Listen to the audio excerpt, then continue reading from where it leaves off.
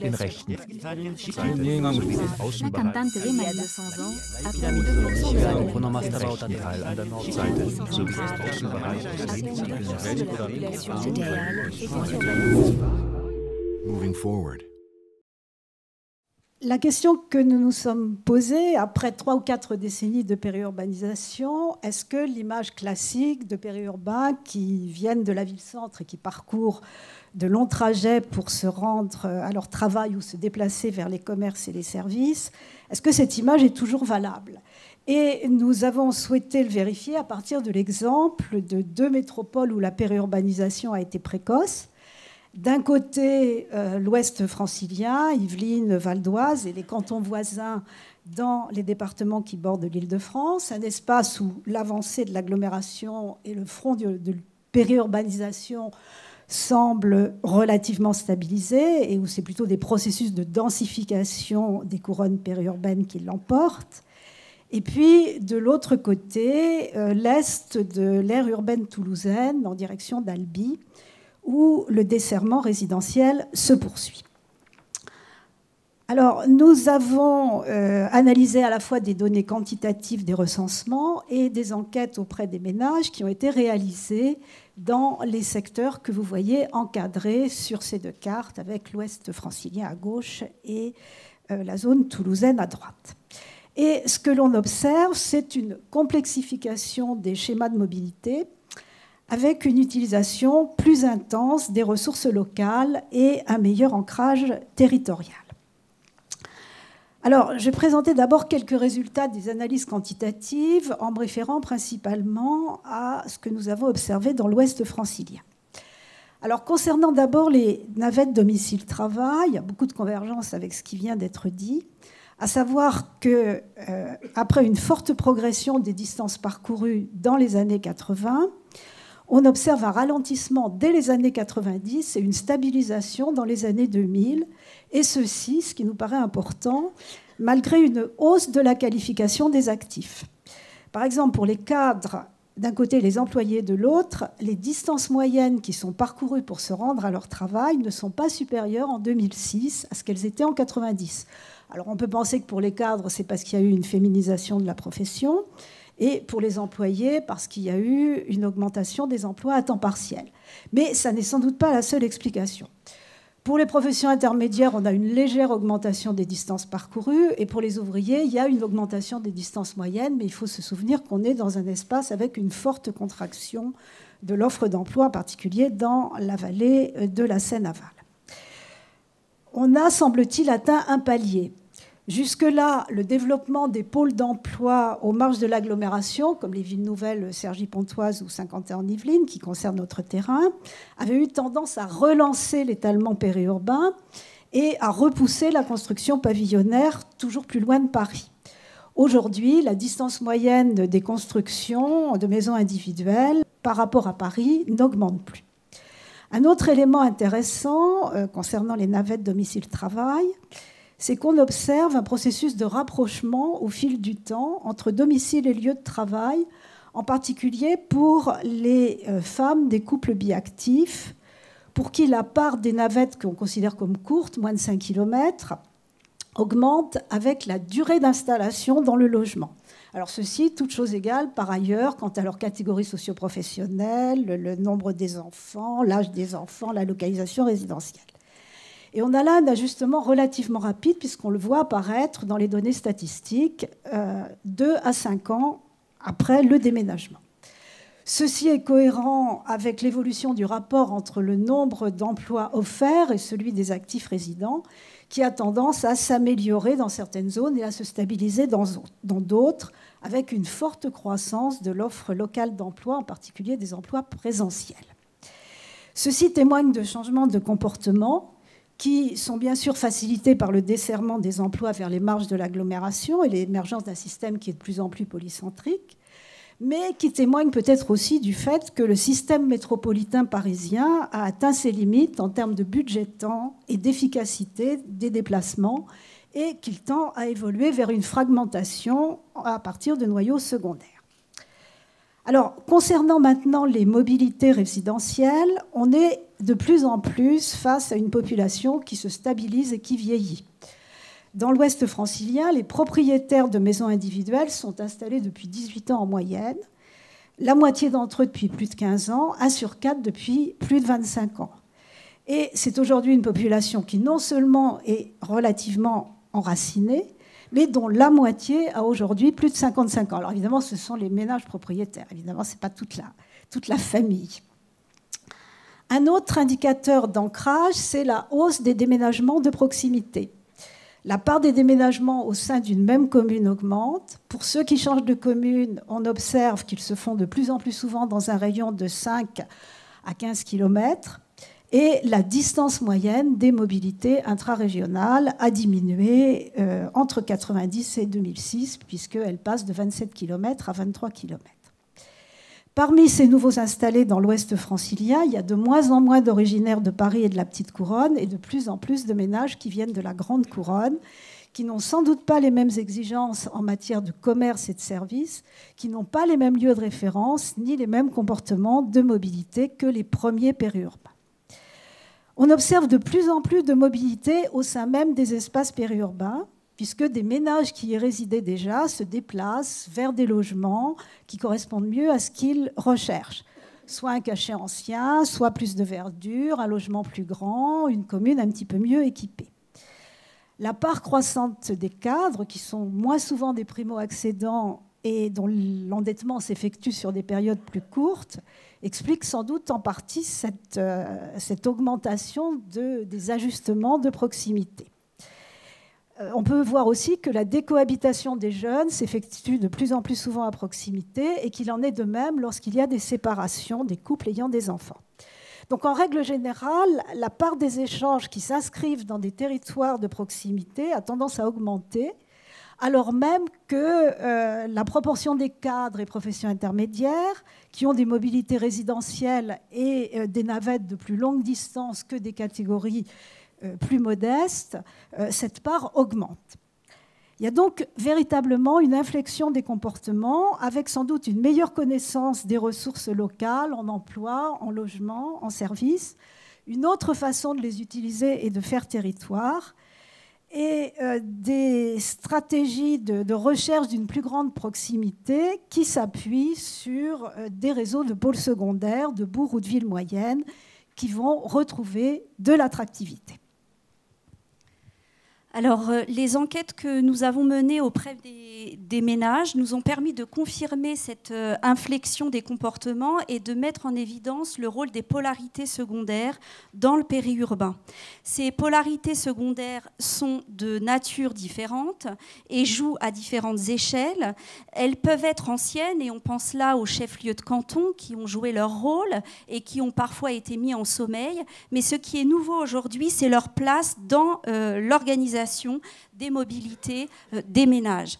Alors, on parlait d'un jeu d'échelle parce qu'il peut s'agir de villes moyennes. On peut prendre l'exemple de Dreux ou de Chartres pour la région parisienne, d'Albi ou de Castres pour le cas toulousain. On peut aussi évoquer des villes beaucoup plus petites, comme Houdan en région parisienne, ou ça peut être le cas également de Lavore, de Revel dans l'espace toulousain, et puis enfin de bourgs, de gros villages dans les deux périurbains parisiens et toulousains. Ces polarités vont capter les mobilités et les réorganiser, et on a observé dans l'enquête des ménages un épaississement de ces mobilités au fil du temps. Au départ, le recentrage a lieu surtout pour des mobilités commerciales, donc les commerces de proximité, les services à la personne, et progressivement, elles ont été relayées par les mobilités liées à l'emploi, avec le redéploiement de l'emploi évoqué dans l'intervention précédente et rappelé par Martine Berger. Pour les ménages qui sont inscrits depuis plus longtemps dans le périurbain et qui sont dans un processus d'ancrage plus avancé, on a aussi un resserrement des mobilités culturelles et de loisirs, avec, ils plébiscitent volontiers dans les enquêtes, les cinémas locaux, les centres culturels locaux, et on voit des lieux de culte largement réinvestis pour des manifestations culturelles. Ainsi, le rapport à la ville-centre change, se transforme, et on s'y réfère principalement pour encore quand même parfois l'emploi ou enfin dans sa banlieue, et puis surtout pour des fonctions très spécialisées que les polarités secondaires ne peuvent pas offrir, des services administratifs spécialisés, médicaux ou parfois culturels très spécifiques. Le périurbain, on le définit véritablement comme une terre d'ancrage parce que aussi dans les enquêtes ménages, des stratégies sont clairement affichées qui dépassent ces mobilités résidentielles subies liées à des opportunités foncières et immobilières. Dans le discours, on a clairement exprimé la volonté de se rapprocher d'un réseau familial, les enfants, les parents, et aussi la volonté de faire jouer des logiques de rapprochement par rapport à un précédent lieu d'habitation. Enfin aussi, on a des repérages sur le niveau d'équipement de communes du périurbain desquelles on souhaite se rapprocher, ou bien on recherche une situation de barycentre pour être à proximité ou avoir une accessibilité facilitée à différents pôles de ce périurbain.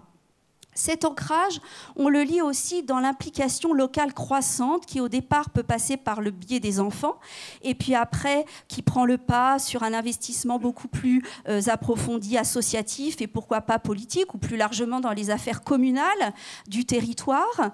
Et on a aussi un ancrage visible à travers les mobilités quotidiennes, les modes de transport. Certes, l'automobile est toujours omniprésente, on pourrait dire qu'elle est apprivoisée, mais elle ne signifie pas pour autant qu'il n'y a pas d'inflexion en faveur de mobilités plus douces, pédestres notamment, ou cyclables. Et d'ailleurs, les politiques publiques investissent largement ce champ d'action pour développer des mobilités entre des lotissements éloignés et des bourgs-centres ou entre différents territoires de l'espace intercommunal. On a voulu aussi revisiter les grandes figures classiques de ce périurbain, notamment à travers des critères de typologie qui sont les CSP, mais également l'origine, la trajectoire résidentielle, le degré d'apprentissage du territoire sur place. Et on a retrouvé dans les couples de biactifs avec enfants ces actifs propulsés pour des opportunités foncières et immobilières, mais ils ne sont plus majoritaires. On a beaucoup observé des actifs qui s'ancrent, qui ne sont pas retournés au moment de la retraite dans leur région d'origine, qui ont aussi, pour ceux qui sont toujours en activité, poursuivi un parcours résidentiel dans le périurbain en ayant une connaissance beaucoup plus affinée de ce territoire mi-ville, mi-campagne et capable de choisir une destination qui leur apportera des avantages supplémentaires. Ce qui est intéressant aussi, c'est qu'on a relevé qu'un certain nombre d'actifs étaient des périurbains depuis toujours, d'anciens ruraux gagnés par la périurbanisation. Il rappelle que ces espaces ont une histoire, ont une épaisseur. Il s'agit là soit d'agriculteurs, d'artisans, mais aussi les élites locales, les médecins, les notaires, et toutes ces familles qui ont toujours vécu dans ces espaces ruraux gagnés par la périurbanisation. On a aussi la figure des retraités que nous avons déjà étudiée dans un précédent travail, et des retraités qui sont de deux types, ceux qui s'installent en périurbain au moment de la retraite ou ceux qui s'enracinent, les anciens actifs, et qui recherchent là des aménités urbaines mais qui se rapprochent d'un idéal de ville-village, une ville sécuritaire. Et puis, on a aussi une figure qu'il est important d'explorer davantage, celle des jeunes, on l'a dit ce matin, des jeunes qui ont toujours vécu en périurbain, qui sont les enfants des néo-ruraux des années 70 et qui trouvent dans le périurbain certains avantages, la proximité de la famille qui peut être un relais matériel important, des loyers aussi à moindre coût, et eux vont s'installer dans les bourgs-centres près des gares pour aussi bénéficier des transports en commun.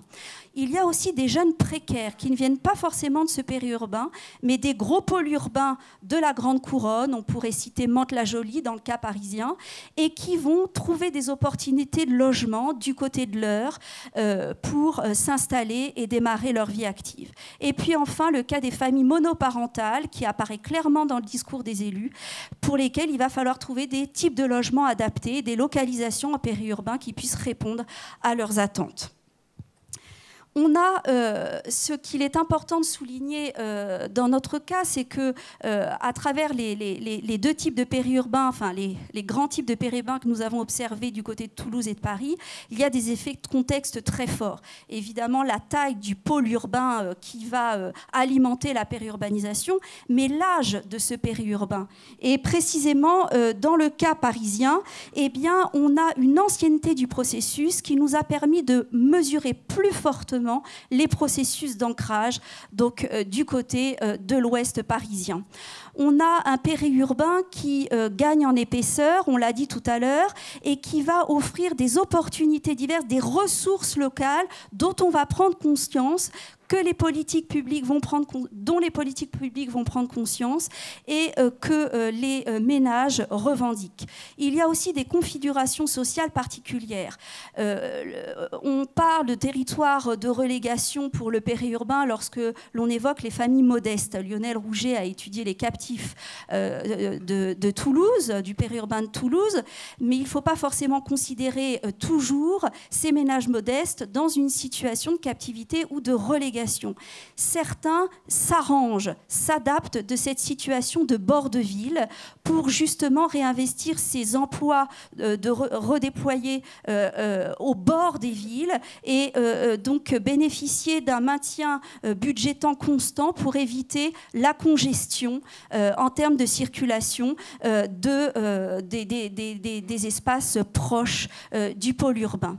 Donc il y a des formes d'adaptation qui font qu'on a avec le temps une acceptation et un ancrage aussi local, parfois un petit peu accéléré dans certaines histoires familiales. Et puis la structure par âge des ménages est aussi importante. On revient à ce qui a été dit ce matin. Le périurbain est un territoire d'accueil et d'ancrage des personnes âgées qui font vivre des commerces locaux dans la journée que ne faisaient pas vivre les actifs, qui réinvestissent aussi des équipements publics et qui les font durer dans la journée. On a aussi des jeunes et qui sont demandeurs d'un type de logement qui n'existait pas toujours en périurbain et auquel progressivement vont répondre les politiques publiques et les grands projets d'aménagement. Donc on a des effets structure par âge importants, sachant que les retraités, on les trouve plutôt dans les communes rurales de ce périurbain et les jeunes dans les petites communes urbaines de ce périurbain. Pour conclure rapidement, ce qu'on a voulu montrer là, c'est que finalement le périurbain n'est pas plus un territoire d'exclusion et de relégation peut-être que la ville dense. Le périurbain offre une certaine plasticité, offre une certaine malléabilité. Enfin, l'intervention de ce matin d'Annie Fourcault montre qu'en effet, il peut être un véritable espace tampon où il y a des changements, des adaptations possibles.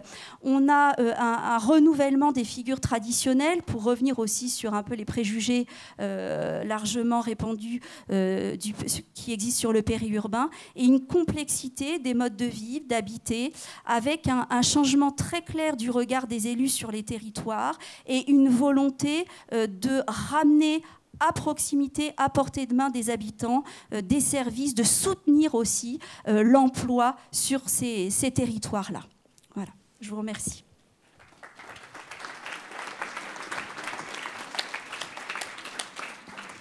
Merci beaucoup. Donc, Jean-Pierre Orfeuille, je vais faire un peu Sirius, mais finalement, les habitants du périurbain, c'est des Français comme les autres, quoi.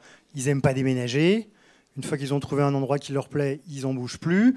Leurs enfants ne s'éloignent pas des parents. Quand ils divorcent, les couples, les anciens partenaires de couple s'éloignent assez peu. Ils sont aussi divers que les Français. Il faut vraiment parler de périurbains.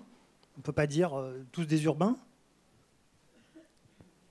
Bon, ils ne sont pas urbains dans nos représentations, mais de fait, ce que vous dites, est, effectivement, renvoie à des aspirations assez communes à l'ensemble de nos concitoyens et pas seulement à une petite partie. Moi, ce que je relèverais aussi, c'est, bon, je trouve que c'est bien, on est au cœur de l'hiver, on est à l'orée d'une année extrêmement difficile et il y a la recherche qui n'arrête pas de nous donner des messages d'optimisme.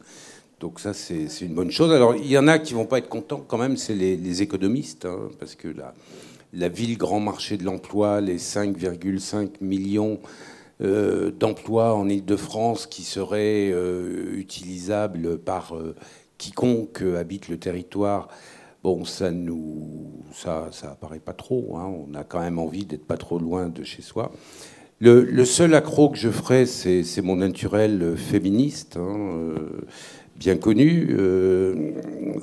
Bon, oui, quand les femmes en périurbain recherchent des emplois un peu plus de proximité, est-ce que ces emplois sont de la même qualité, du même niveau, ou est-ce que c'est une renonciation à monter dans l'échelle professionnelle? Martine Berger. Oui, alors je vais répondre rapidement sur les femmes. Ce qu'on a rencontré souvent, c'est des femmes fonctionnaires au sens large qui ont la possibilité de demander des mutations. Et par ailleurs, des femmes cadres, parce qu'il y en a quand même de plus en plus. Et bon, il faut aussi dire que peut-être par rapport au territoire de Seine-et-Marne, le territoire qu'on étudie représente une avancée de l'agglomération très loin vers l'ouest, hein, puisque l'agglomération va jusqu'à Mantes. Donc c'est vrai que même quand on est périurbain dans ce secteur-là, on n'est pas forcément très loin de l'agglomération.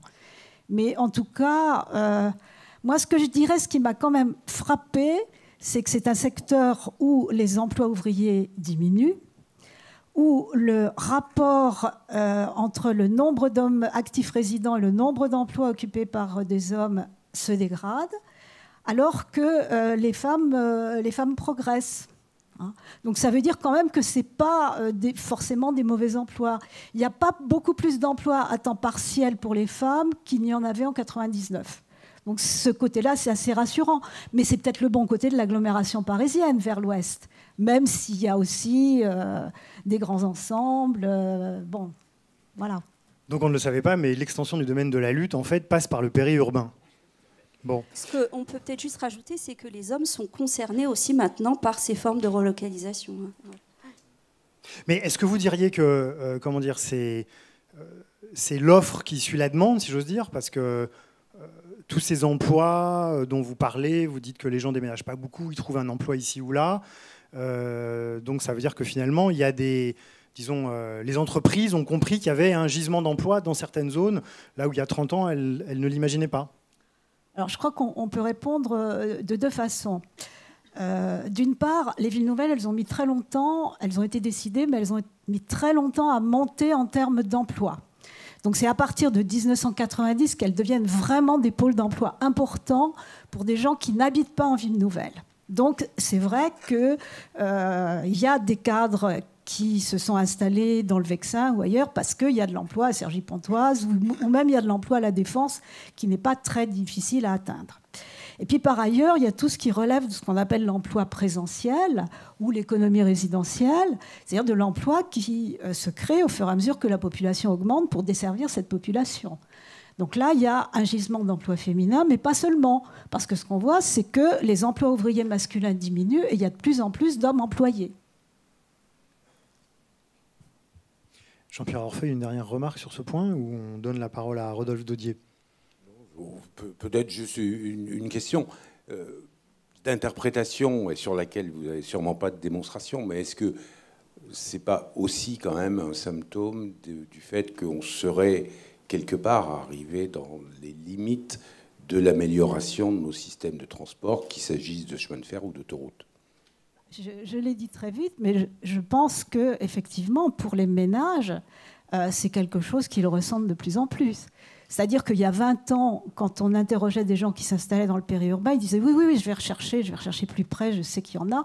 Mais ils ne recherchaient pas parce qu'ils avaient envie de continuer à aller tous les jours en ville, y compris des femmes, parce que c'est un milieu plus vivant, etc.